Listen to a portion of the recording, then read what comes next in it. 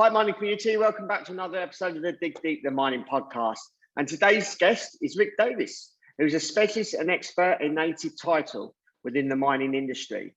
With a wealth of experience spanning over 20 years, he understands native title at state and federal level, covering exploration, mining, infrastructure, and has expertise in Aboriginal land.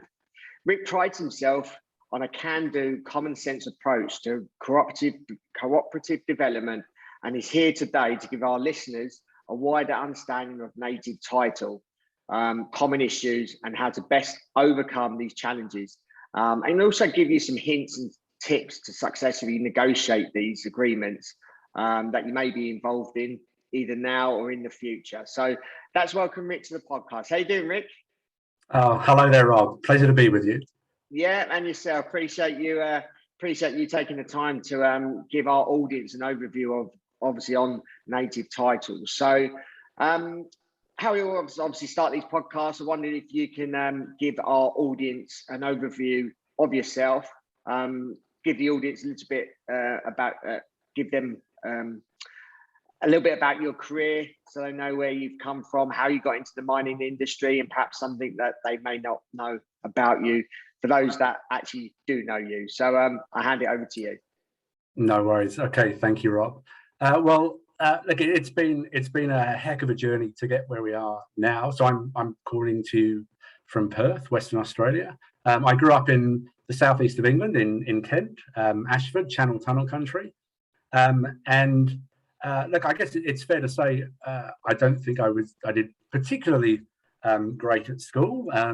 And I kind of ended up getting into geology almost by a process of elimination. Got to A-levels, and I could give you a long list of subjects that I didn't enjoy. And then working down the list, no. And then there was geology, which I hadn't done. And I thought, well, we'll give that a crack. And it sparked an interest, most definitely. Got through my A-levels, again, I guess it wasn't great, but you were looking at then further education.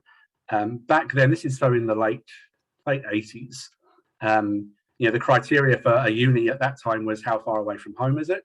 And I'm going through the list, and there was a college called Campbell School of Mines,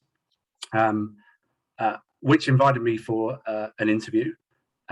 In hindsight, I mean, I'm just enormously grateful for it. I didn't get the grades that would have got me into a uni in this day. But at that time, Campbell offered me a place on a mining geology diploma. And I remember they said to me, now, if we let you in, you don't have to work. But if you don't work, we'll just kick you off the course. So it's up to you. And no one had kind of treated me like that before. And I thrived on it. I loved my time at Campbell. It was I think, perhaps an era where there was quite a few of us ended up at Campbell and kind of by that route. But it was hands-on, it was supportive. We learned about drilling holes by drilling holes. I learned about blowing things up by blowing things up. And 2 years later, I came out with a first-class diploma. Next step was a degree, but I actually moved up to Cardiff University for that. And the reality is Campbell was great, but it was a mining college of 300 guys. And I remember my tutor saying, "Oh, you're going to go to Cardiff to meet your wife, are you?" Ho, ho, ho. And that's exactly what happened. So I went to Cardiff, did a geology degree, met my wife, Sue, and did a master's there as well. But Campbell was the formative years, most definitely. I mean, the stuff I learned there back then, I still use now every day. I then, graduated, and there was a bit of a shock horror moment of realizing that in the early 90s in the UK, there actually weren't jobs for geologists. And it felt kind of duped, that I'd done the hard yards, got the qualification, and there's no job at the end of it. So I came out to Australia as a backpacker, like many people did with Sue. And it was really with the aim of, look, you'll probably get a job. There's mining out there. I knew about it. But if not, hey, you're going to have a great year. Came to Perth, and I've been here a week, and I remember phoning my mum saying, "I'm not coming back." Just, oh my goodness, it just knocked me for six. Blue sky, friendly people, beautiful landscapes, and opportunity. Real opportunity. If you want to work, you're going to get a job. So I pretty much walked up and down St George's Terrace in Perth, handing out my CV, knocking on doors. And after 2 weeks, I got that important first job. And it was as a pit geologist in a place called Kew in the Midwest, mining geologist. Now, I went up for the interview. You have to understand at this time I've been living as a backpacker, so I'm kind of eating wheat bix for a week. Flown up to this mine site on a little 4-seater plane, and they invite me into the mess, and you have some breakfast, and this is like manna from heaven. There's food everywhere, and I'm starving, but I can't. I'll just have an egg, I'll have some beans and a bit of toast. Oh, this is lovely. My stomach's screaming out for more. Anyway, I got the job, and by my own confession, I didn't have the experience. I made the mine manager stop the car on the first day of work so I could take a picture of a kangaroo, and it was a dead run at the side of the road. I'm sure they thought I was just mad, but I found out in hindsight it was I didn't come with I could be taught to do things the way that the company wanted things to be done. That was the first job. It was a stepping stone, and I did that for a year. Back to the UK, applied to emigrate. There's a story there. That took a while, about 18 months, and in that period I worked offshore, oil and gas in the North Sea, like many others, and geotechnical engineering work, site investigation work, essentially. Whereas in Australia, you're looking for gold. In London, I was looking for cyanide pits in Tottenham. Same kind of methods, just not quite as sexy. Came back to Australia in '98. That's when I emigrated, and was straight back to the mines as a pit geo. And I really enjoyed that work. It was technically challenging, interesting, and again, I think I thrived on it, and I loved the outback life and the adventure of it all. It's a great job for a young person, but mining is this boom bust economy, and we see it all the time. And come 2000, I like many others on the site I was on, there was 112 of us were laid off and had to go and get another job. So at this point, I'm kind of thinking, well, what do I do? Is there something that's not so dependent on this boom bust? And I was thinking maybe GIS, similar skills, but Telstra, the police, utility companies, they all need GIS. I was thinking about that, and then saw a job in the newspaper with an Aboriginal Land Council, and it said exploration and mining, and I thought, I do that. Applied, went for the interview, and I got the job, and again, I kind of thought against all the odds. When I walked in, there was the person before me was a lawyer who was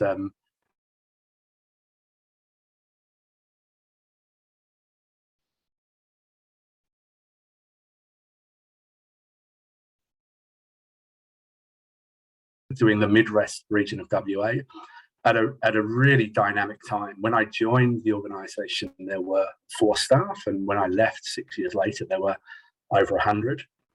And it was when the next boom kicked off in the iron ore boom. So I was dealing with everyone there from kind of one man in a wheelbarrow up to the big mining companies in the Midwest and the Pilbara.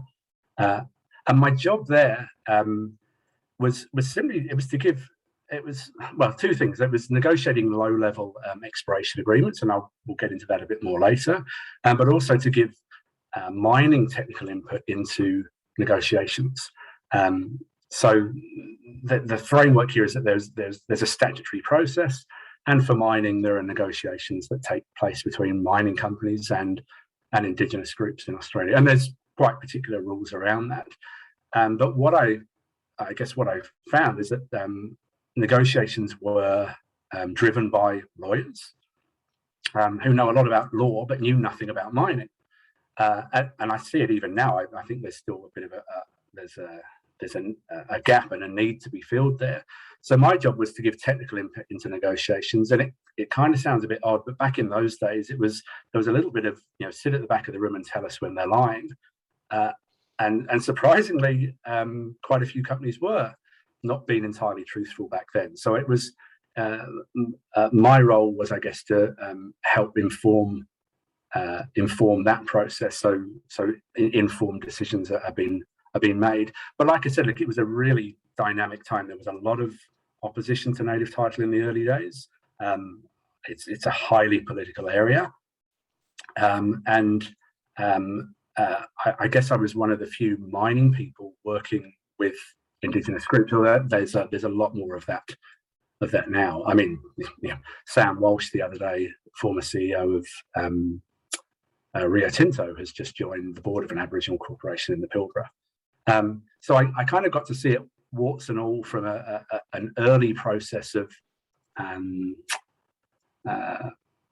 look, I guess it was difficult and it was contentious, and it's certainly not plain sailing now, but it's a lot different 20 years later to what it was back then. But look, it's been an awesome adventure.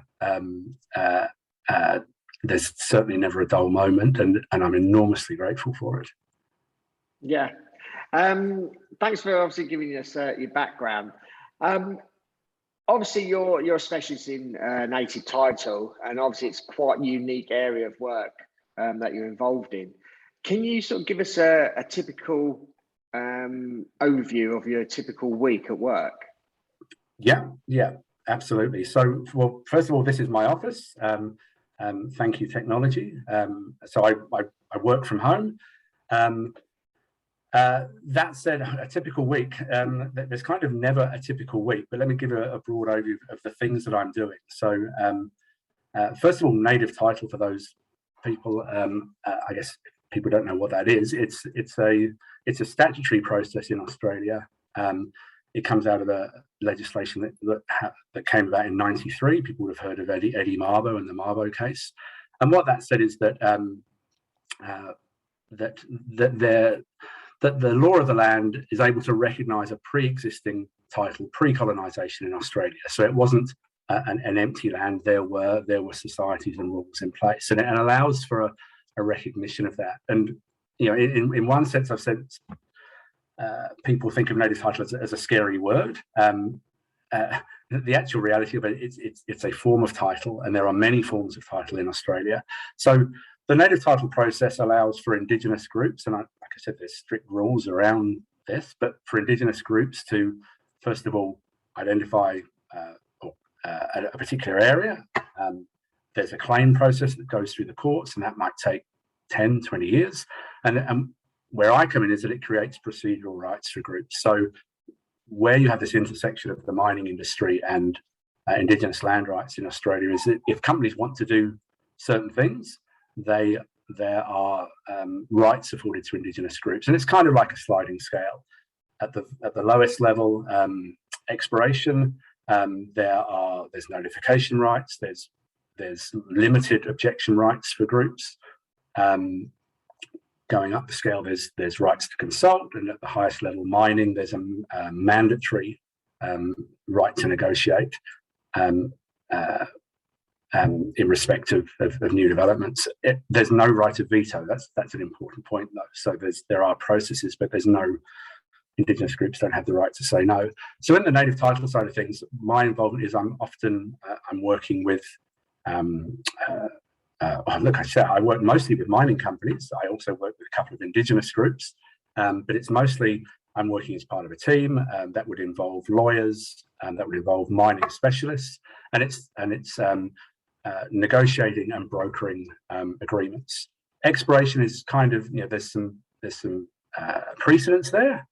Mining are more on a sort of a case-by-case basis. So it's very dynamic. It's not a sausage machine mentality. There's varied projects, varied timelines, varied groups, but essentially trying to broker agreements between mining companies and indigenous groups.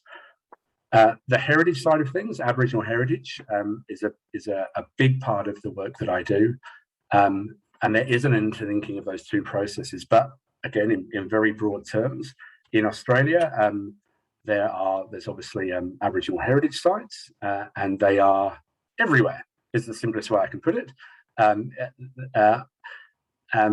And land use has the potential to impact on those, and by impact, that's a nice way of saying disturb, destroy, interfere. That can cause damage to these areas, and for whatever reason, the legislation in Australia is not perceived to protect heritage. So indigenous groups use the native title process in part to broker higher levels of heritage protection than the law allows, or the law provides for. And it's pretty common sense stuff. It's like, before you go and build that track or go and drill those holes, can you please, we want to check the area, and if there's places of concern, can you move your track? Can you move your holes? And at the exploration level, I mean, consistently, that's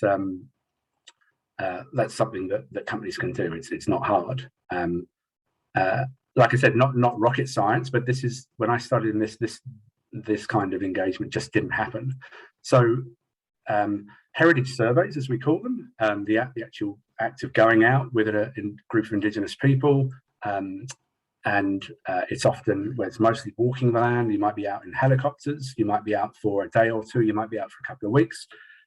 Big part of my work, and it's the bit that I absolutely love.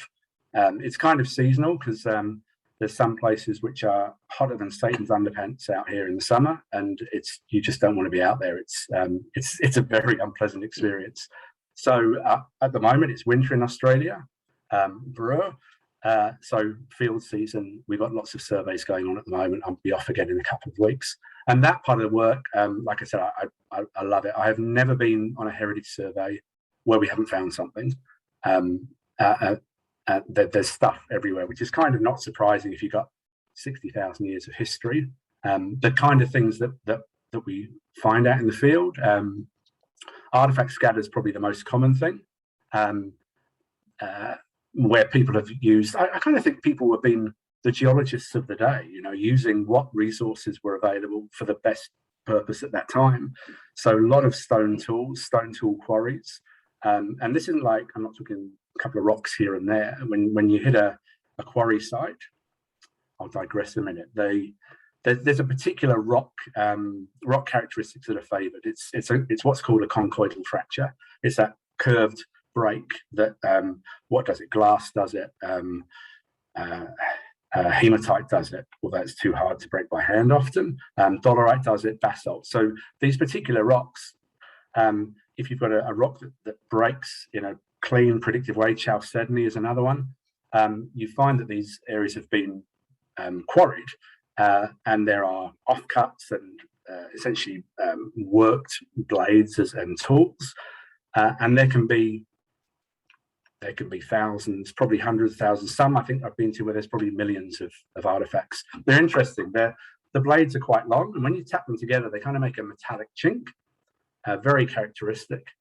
And I could almost spot an artifact scatter with my eyes closed sometimes. You can be walking across the ground, crunch, crunch, crunch, crunch, chink, chink, chink, chink, chink, when you change into the different types of rocks. So artifact scatters galore. Engravings obviously are common. Paintings in some parts of the country. Water sources, rock shelters with artifacts in them, combinations of things.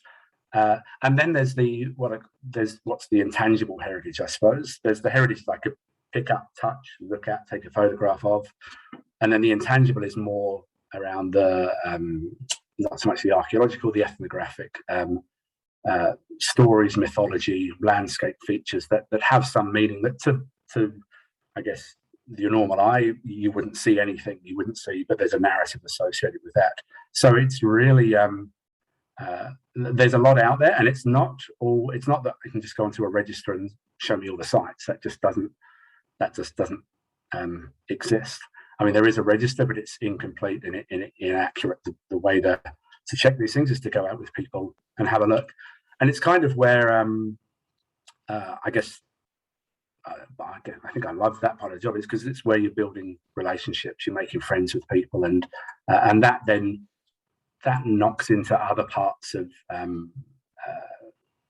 project success or otherwise. The support of the local community, I suppose. Yeah. What are some of the biggest challenges that mining companies face around native title? Obviously, you're involved in it day in, day out, but what do you see some of the mining companies that may not be able to get their head around, or challenges that they don't necessarily see as clear cut. And obviously you sit in the middle trying to advise mining companies around certain issues. Yeah, I think part of it is perception. I mean, and even the question you're saying, what are the challenges with native title? I kind of look at it another way. No one's saying what are the opportunities with native title? Where are the benefits there? And I think some savvy companies have worked that out, that you actually see it in a different light. I think it's someone said to me when I first started in this job, it's a difficult job to get a taxi in. And what does that mean? It's like, well, you'll find out. You get in a taxi. What do you do, mate? And you say what you do. And I tell you what, I've had that many 5 o'clock morning cab ride conversations that I really was not in the mood for, because there's this perception like it's native title. It's something I don't know why, as though it's something negative. Look, I suspect there's an element of the industry, and there is an industry around it, which is kind of like the tire kicker, like, oh, big problem, mate. Oh, geez, it's going to cost you, but I think I could sort it out for you. It's actually so the initial thing is perception. I think that's what people need to get past, and actually, I've had companies contact me before and say, well, look, we've got this issue, we've got this problem, and what should we do? And I said, well, have you spoken to people? And they go, do you think we should? And I'm like, well, yes, yeah, just go out and actually meet people on their own turf. And it's a different environment. It's certainly, there's different sort of social norms at play. And it's not, if you're used to having meetings in a boardroom, it can, I guess, it can be pretty confronting to go and have a meeting under a bale shed where you're using the side of a Land Cruiser as a whiteboard. But get out and talk to people and actually look people in the eye and say, this is where we're at. This is what we're wanting to do. These are our concerns, and hear from people what their concerns are. I think, look, my experience is when people actually get out and get face to face, that's where problems, for want of a better word, that's where they get solved, by talking to people. So I actually think a lot of it, there's a fair bit of fear mongering for WA in the Perth bubble of this big scary thing. But my experience is when you actually get out and talk to people person to person and start to build a relationship, that's where the barriers break down, or solutions are found. Look, gosh, maybe for some people it's easy to say, look, we'll just get the lawyers to go and deal with that. There's going to be opposing views, I'm sure. My view is if you're building a relationship, it's kind of like I don't know, if you're going out on your first date, or even going to see your local council. If you walk in with an army full of lawyers, or even just send your lawyers, it's kind of not. I don't know that that's sending the right message, that you're here to cooperate, work together, to listen, all of those things. And I also think that people in the mining industry do this really well. I've seen this with geos in particular. I think there's an affinity there with Indigenous people, in that both are looking beyond just the landscape. The geologist is looking beyond what you can see. What's under the ground, what's the bigger story, and there's that affinity with the land. So I've actually found that geos in particular communicate really well with Indigenous groups, kind of talk the same language. And are welcome. It's that groups will judge you on deeds, not words. Absolutely, that's the best way I can put it. So get out, talk to people. It doesn't mean you're going to be instant best friends, but it's about the relationship. That's the most important thing. That's the best thing I can say. And I suppose it's about reducing conflict as well. The reduction of conflict, like you said, if there's an army, if you're walking into any meeting or into a building with lawyers, then there's that intention, like you said, the perception, there's that intention. So it's breaking down those barriers. You're there to discuss issues, not going in fully handed to to say, right, this is what we want to do, and we're going to do it because we've got a lot of lawyers. Yeah, that's right. So I think the process kind of feeds itself at the moment. Certainly, there's an element that I believe there's a vested interest in that conflict on both sides. So I'd say that. So why solve the problem when you can argue about it? But equally, if one group goes in with lawyers, they might say, well, they've got their lawyers there, and well, they've got their lawyers, and it kind of feeds off itself. And it's not to say, of course, there's absolutely a place for lawyers. All I'm saying is I think it's too lawyer heavy. That it's at the point now that often the very first dealings you'd have with a group is lawyer to lawyer, and it's kind of lawyers at 60 paces. I don't think that's a great starting point. Probably not a great starting point as well is to actually have your first meeting when you need something or you want something. The group, the companies that I think have been successful are the ones who are regularly meeting with the groups, even if there's actually nothing to say or nothing going on. It's just, hi, how you going? We're just letting you know nothing has changed since we saw you last time, to maintain that communication. So when it does come to actually advancing a particular project, people know you. Hopefully they like you, they support you, they want you to be there. You're not that other company who came in with its 10 lawyers last week demanding this or that. I guess, look, I don't think it doesn't have to be like that. I think it's quite basic, building that relationship and not to be scared of the process. People in the UK say to me, you work with Aboriginal people, what do they like? As well, 2 arms, 2 legs, kind of like us, really. And that's the reality. So I think it's important, if you're working out on Indigenous land, go out and meet with people and get an understanding of the world in which they're living. Yeah. And it will be to your benefit. Obviously, you mentioned your role with the Aboriginal Land Council back in 2000. How were you actually received then as a mining professional working in the field back then? It was interesting time.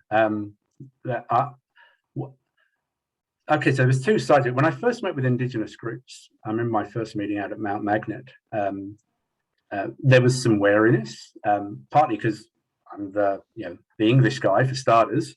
Some wariness. But that, after a while, I think we got to become friends, and it was appreciated. What surprised me was how many Indigenous people were actually in the mining industry.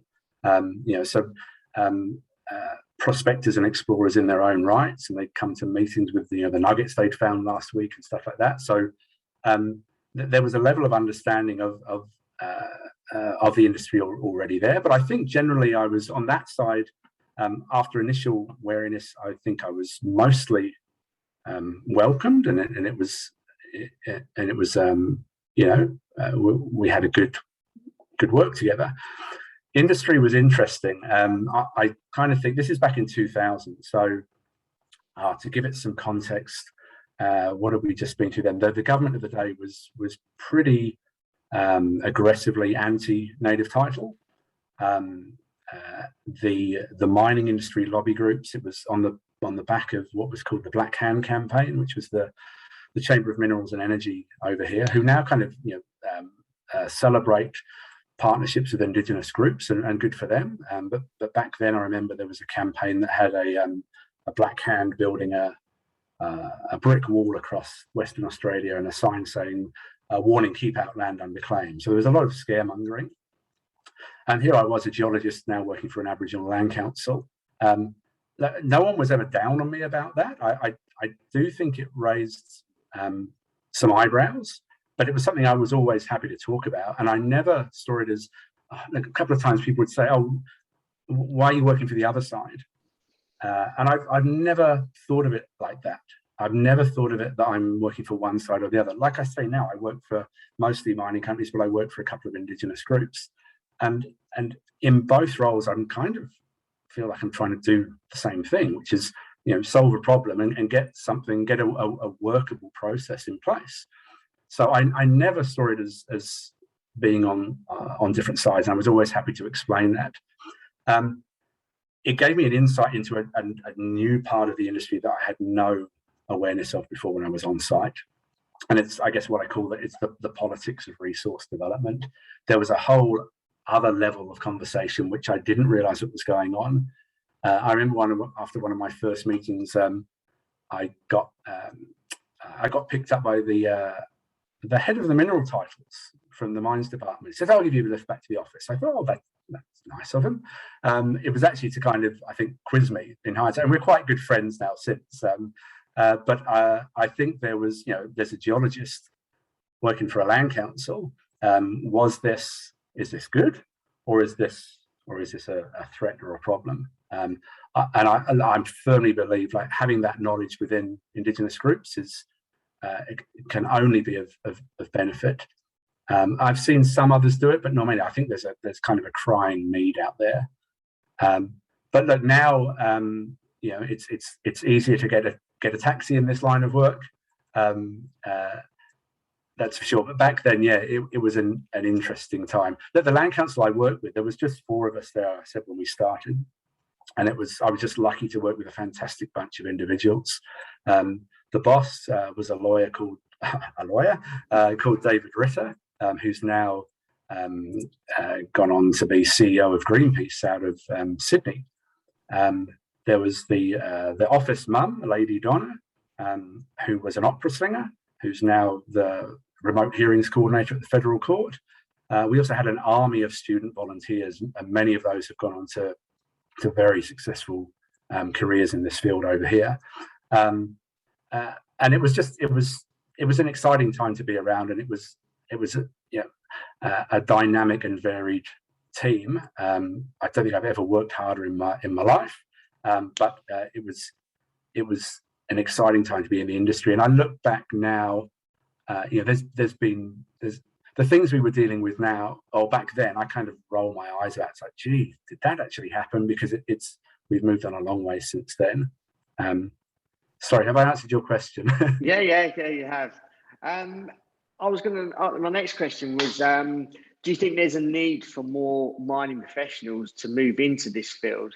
And I suppose, obviously, you've got a geology background. If a geologist is looking to maybe change careers slightly, is there certain attributes you feel that they need to have, or is there any particular interest they need to have to sort of work in your particular field? Gosh, yeah. So, is there a need? Absolutely. I think there's a crying need. Now, I'm on. You get those SEEK updates each day for jobs, and my search criteria is native title and Aboriginal heritage, and there are jobs coming in every day over here in WA at the moment for those kind of roles, both with mining companies and also working with Indigenous groups as well. I mean, I talked before about Sam Walsh going to an Indigenous corporation. Ben Wyatt, former state treasurer, is now one of Rio's new board members. I think that's symptomatic of, that's almost, I guess, the crest of the wave of a movement of industry people more into this field. I mean, what's critical, I think, a level of experience. I guess in any job, just to be out and kicking the dirt, so you know what it's actually about. I still think that the process is too lawyer heavy, and that there's a gap, particularly on the Indigenous side of those skills. So, look, I don't know so much what they're teaching at uni these days, but I'd like to think that there's an element of mining courses that is going into this sort of environment and social values, and the requirement to engage with local people, and how you do that, because people are going to have to do it. This is part and parcel of being in this industry now, and it's also it's a growing industry. So, like I said, when I was working at the Land Council, there was 4 staff initially. I left, there was 100. We were representing about 20 different Aboriginal groups, and those groups now have got their native title determinations. They've got court recognised rights. They've set up corporations. They've negotiated agreements. They've got some income coming in. They're setting up their own offices, employing their own staff. I mean, of those 28 groups we were representing back then, there's probably, I would say, 10 or more that are now entirely independent and would have maybe 20, 25 staff each. It's a growing industry all the time. I mentioned about the different groups we deal with. Just to put it in context, people think of Australia as a country, and I look at it more as a continent. And in the same sense that in Europe you've got, France and Germany and Italy and these different nations within the continent, you've got that within Australia as well. And all the wonderful nuances that come with that, like in, the English hate the French and the Germans hate the English, and all these things, play out over here as well. Rule one is number one, I think, is everyone hates the English. That's pretty much consistent.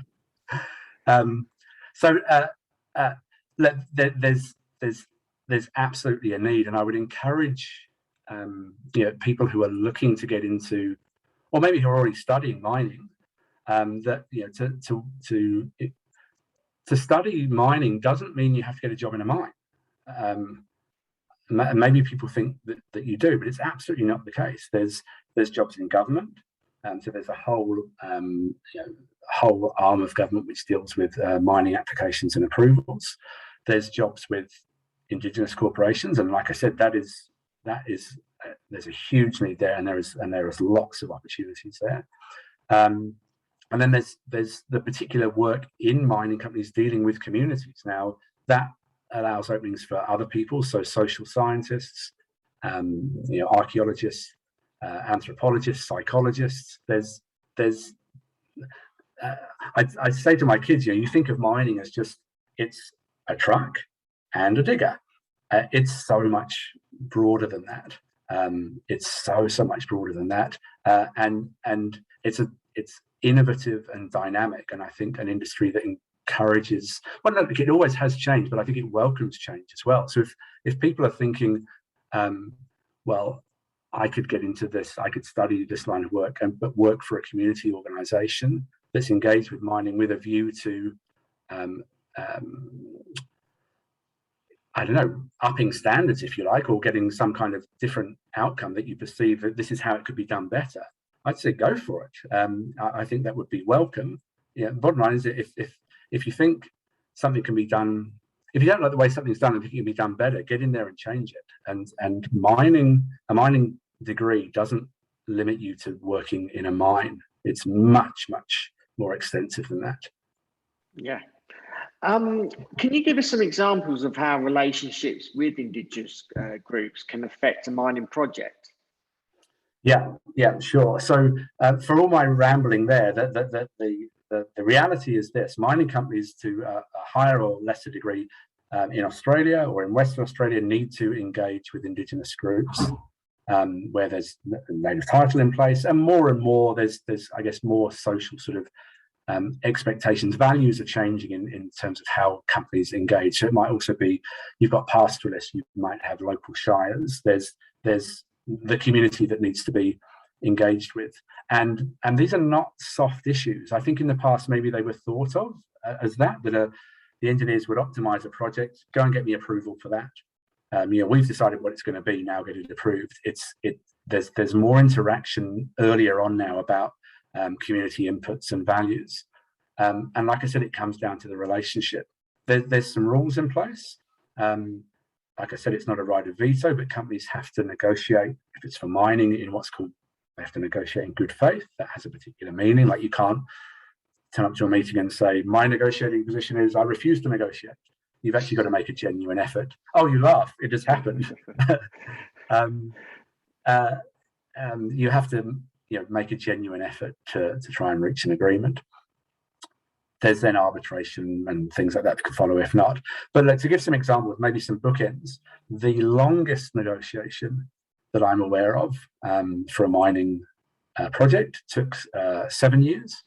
And that started off with a company driving around the local town with and I'm not making this up, with a ute full of beer, saying, who wants to sign this document? that's how they tried to get that project up. Now, obviously, that was just a disaster, and it was, I think, probably 4 years of just trying to even get a hearing where people would genuinely listen to what they had to say. It was just a nightmare. So it kind of worked out, and some heads rolled along the way, and kind of rightly so. But 7 years, that's not something that you really want to put into your model, I suppose.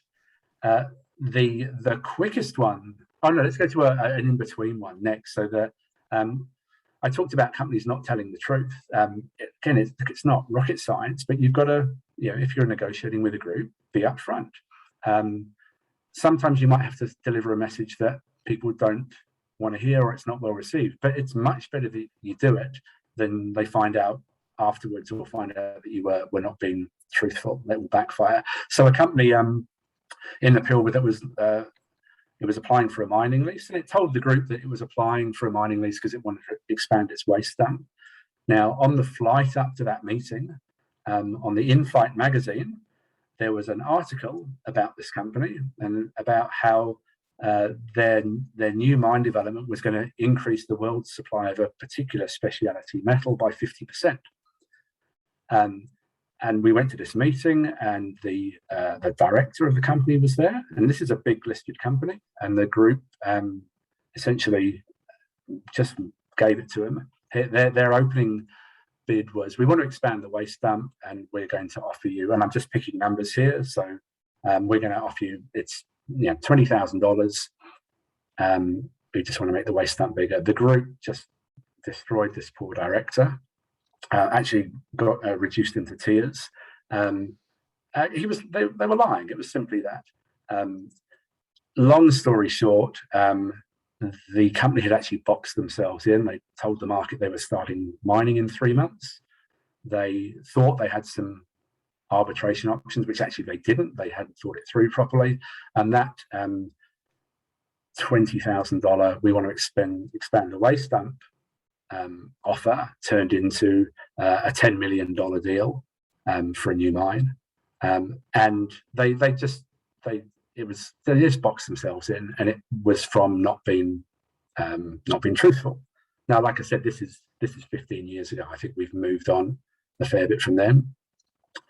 Then the quickest mining agreement that I've been involved in took 2 hours, and the company involved in that is still reaping the benefits of that agreement. They're still operating under it. And again, that was about 10 years ago now.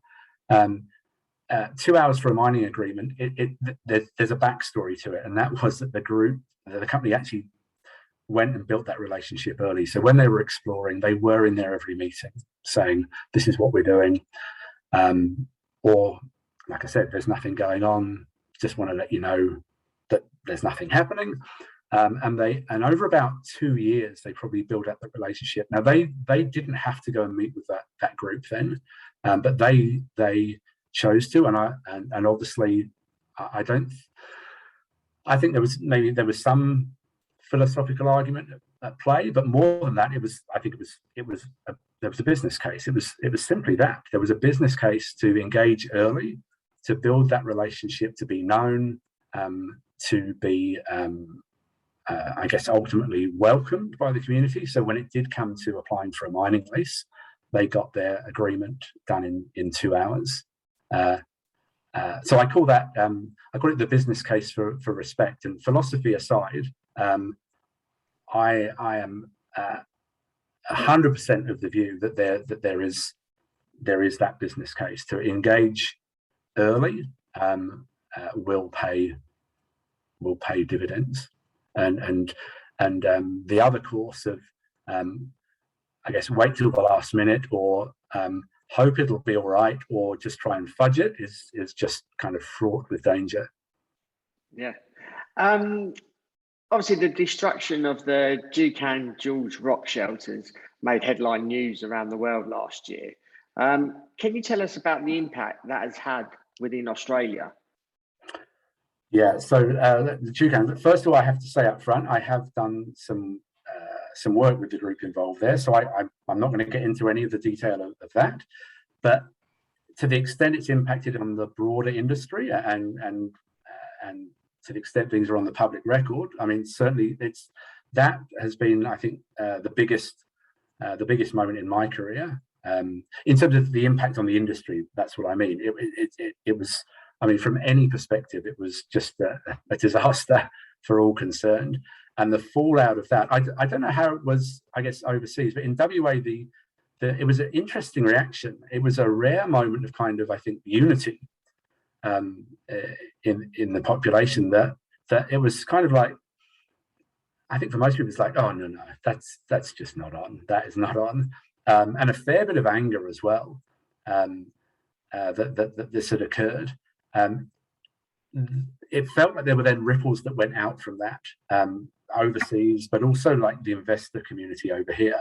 The investment community then sort of seemed to come back and apply pressure back onto the companies. The government instigated a federal Senate inquiry. That's still ongoing. There's been an interim report, but there's I guess a bigger report coming. And the impact on the ground has been tangible, and it's kind of, I'm still wondering where everything's going to end up. It feels like you've sort of, the flotsam still falling down from it, so to speak.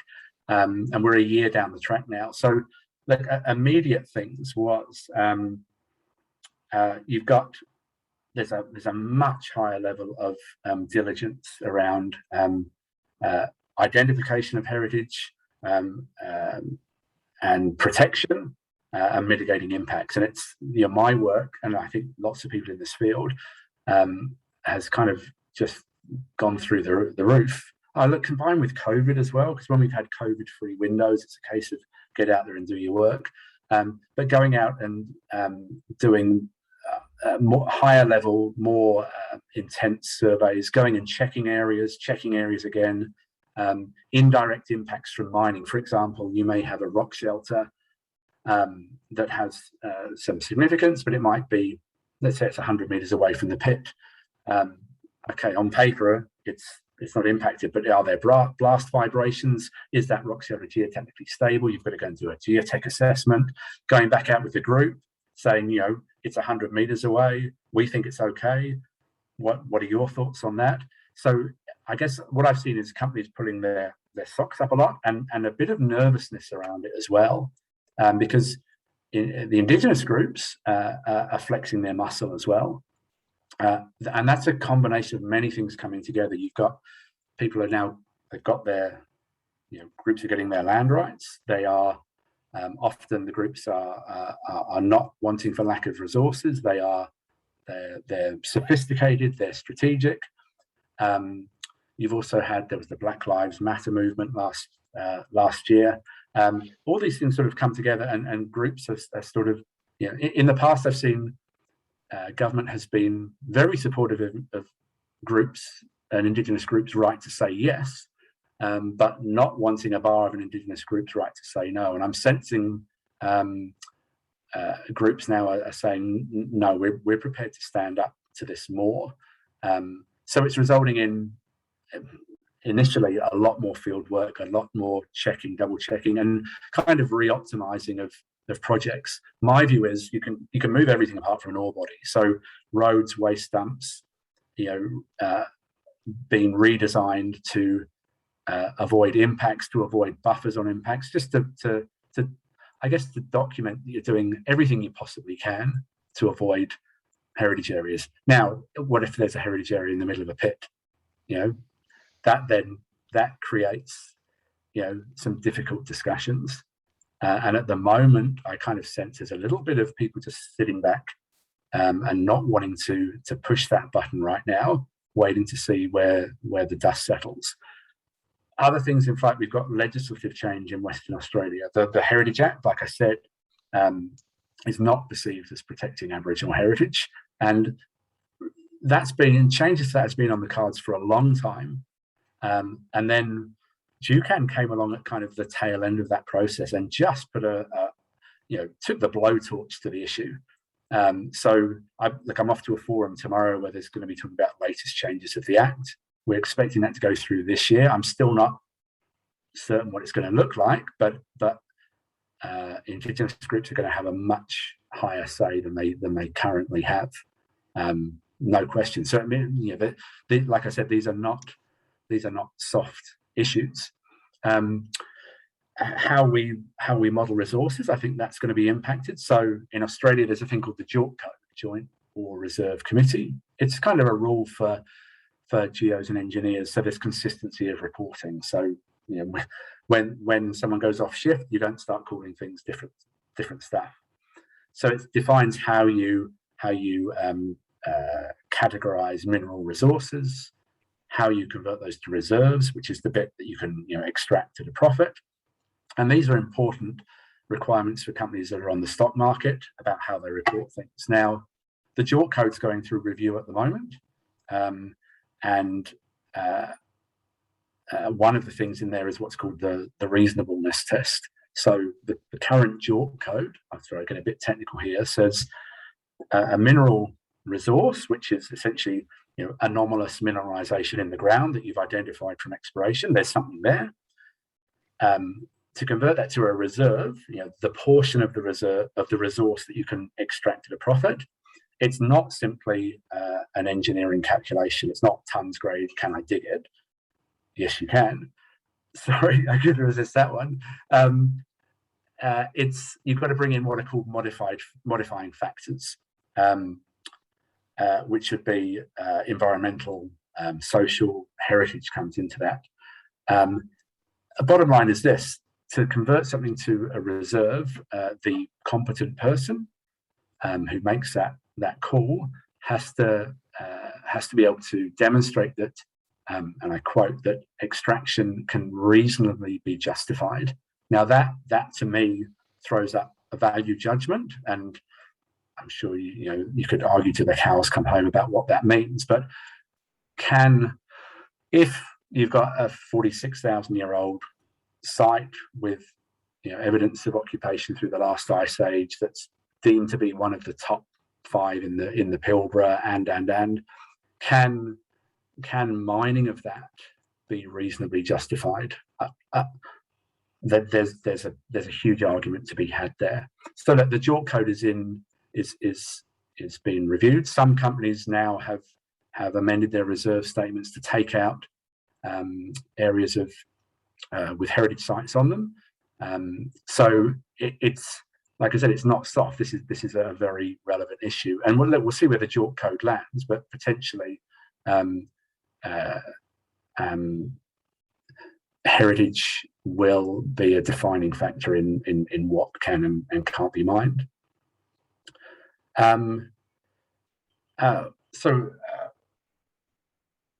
What else? So legislative change, impacts to the company. I think maybe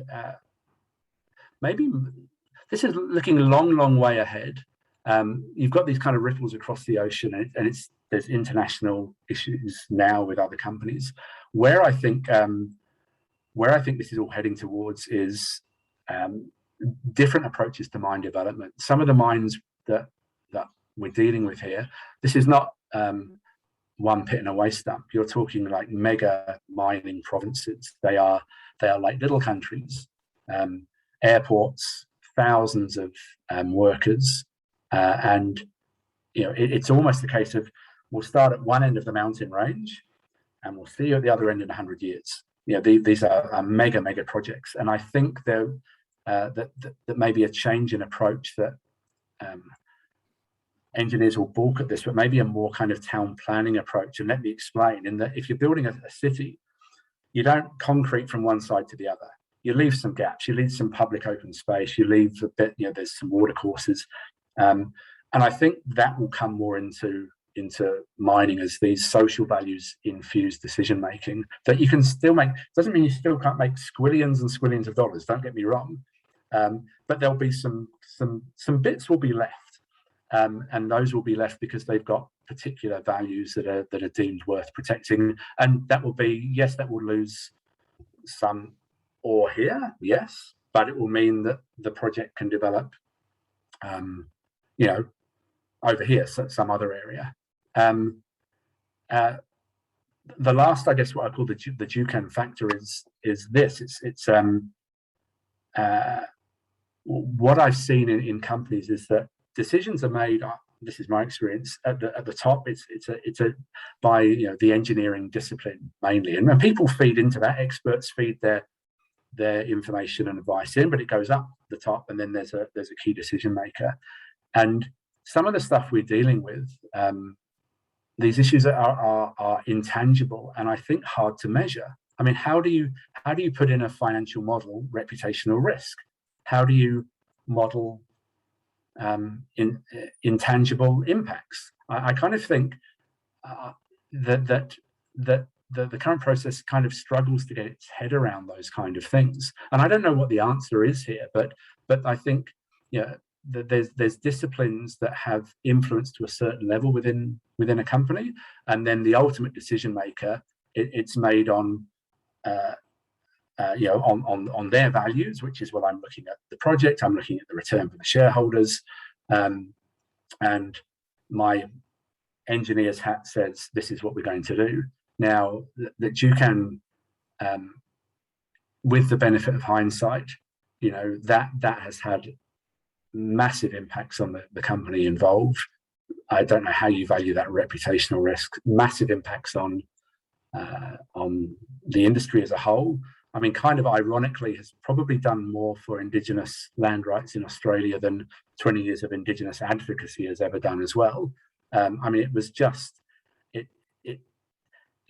clearly such a disastrous thing to happen for everyone. But it got through. It was a result, I guess, of the current process. So I think there's going to be it's some big changes coming.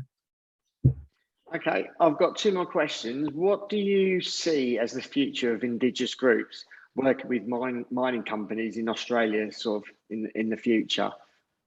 Yeah. Okay. So, like I said, the groups now, what I'm seeing is they are, some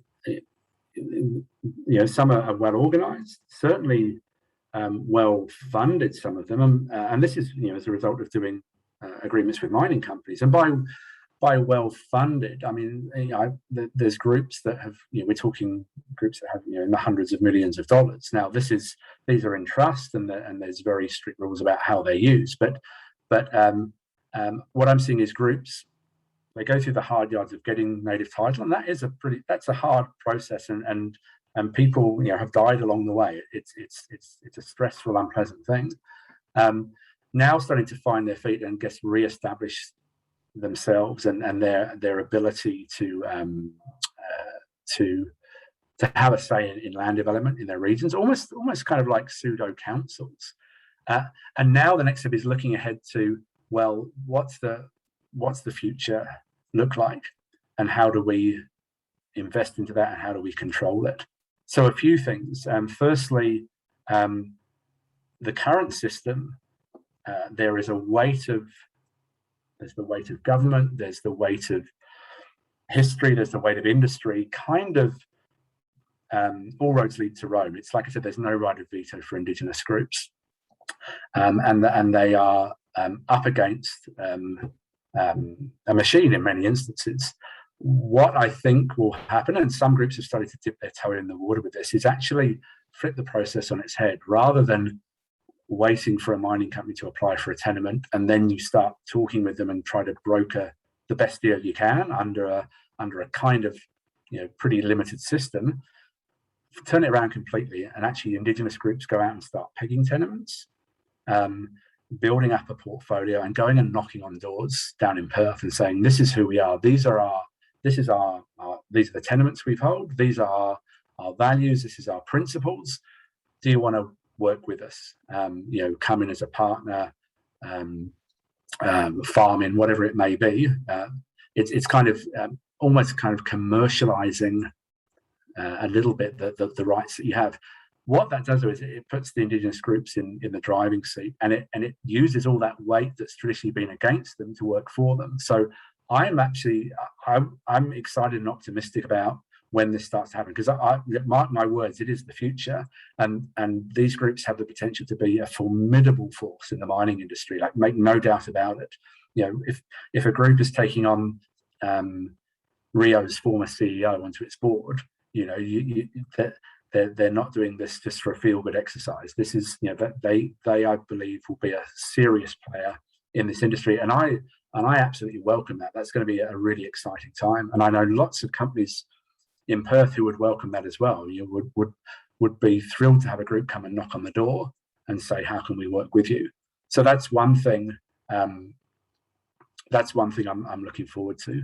The other one is, we talk about mining or the resources industry. Obviously, you've got mining resources, you have petroleum resources, and the new one for WA's renewable resources. The potential there is huge, and what do you need for renewable resources? It's land and sunlight, and we have that in abundance here. I kind of sense that maybe WA is going to get dragged kicking and screaming into the next century, but we'll get there eventually. I remember in Amsterdam a few years ago catching a taxi, and it was a Tesla, which I was super excited about until I found out that all the taxis in Amsterdam are Teslas. And the guy was explaining to me, here are the free charging stations and all that. This was 6-7 years ago. I think there is a renewable resources boom coming, and I think the positioning is starting for that already. But it's going to be about the land and who has land rights over vast areas of sunny land. In Australia, it's indigenous groups. So I'm aware of a couple of pretty big projects there where that partnership arrangement is there from day dot. So these groups aren't negotiating deals to get the best they can, which has traditionally been the case. They're actually in there as founding members, equity partners in these businesses, and that's something again that I absolutely welcome. It's why wouldn't you? It's your land. You want to be in the driving seat. Yeah. And lastly, how would you sum up the mining industries, obviously dealing with indigenous groups over the last sort of 20 years, obviously since you've been involved in obviously this area of native title? Yeah, well, it's funny. Day to day, you get ups and downs, and sometimes wonder like, oh, gee, am I actually doing any good here? But when I look back over 20 years, the change has been just massive. And when I talk to new people coming into this industry, I kind of stress that, like, things don't change and evolve overnight. I came into this line of work with a desire, and I think this is most people in any job. You've got a desire of, I want to do the best I can and to see things done better, for whatever that means. So when I started in this area, we were aspiring to normalize the kind of things that we're seeing now. So give an example, heritage surveys. There was a desire to normalise that level of engagement, to make it a normal part of doing business, which it absolutely is now. So there's been huge change. I think the industry, I mentioned the Black Hand campaign earlier. I actually think the industry has gone from, there's been opposition to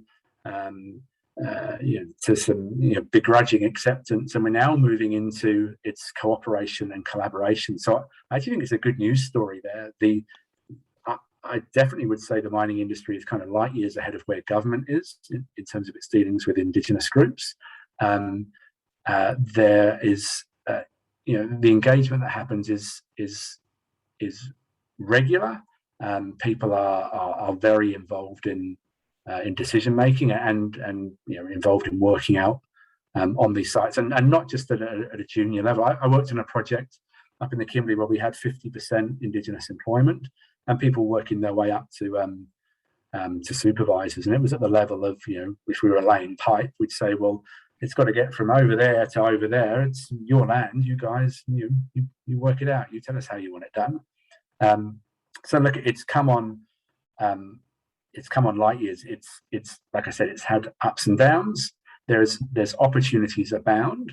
I'd like to think that maybe what we do in Australia can have some application elsewhere. And look, I'm not 100% on rules in other countries, but I think that like the kind of approach that we have, you could pretty much cut and paste and take to other places. Look, I had a trip to, just before COVID, I had a trip to India for a few weeks and got to see some mines over there.